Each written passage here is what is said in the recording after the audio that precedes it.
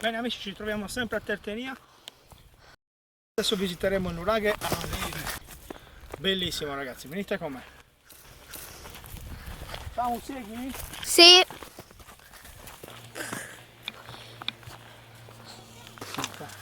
Senta qua, eccoci qua, senti un po'. Che splendore ragazzi.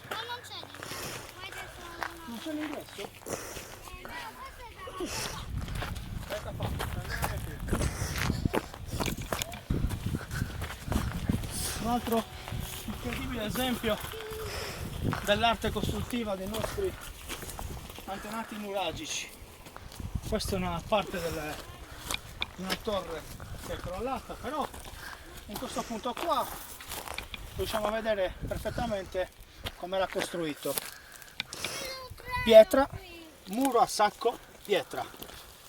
Ovviamente qui l'ingresso è chiuso, è vietato e noi rispettiamo questi vincoli, però magari riusciamo a farvi vedere qualcosina con lo stabilizzatore. Vediamo un po'. Vabbè Fabio, pazienza. Questo è l'ingresso del mastio. E il mastio aveva un diametro importante.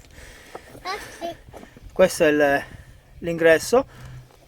Sembrerebbe anche qua ad ogiva, quindi anche questo potrebbe rientrare tra i nuraghi costruiti nell'ultima fase costruttiva di questi monumenti.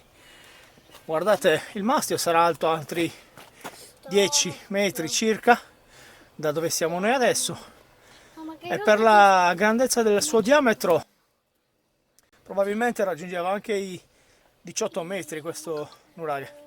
È davvero imponente ragazzi. Poi considerate che è fatto tutto in granito. Esatto. Pietra durissima. Questo è l'ingresso, anzi è la torre addossata al mastio.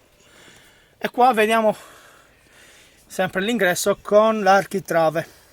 Bene, dai custodi della memoria è tutto. Asi Biri.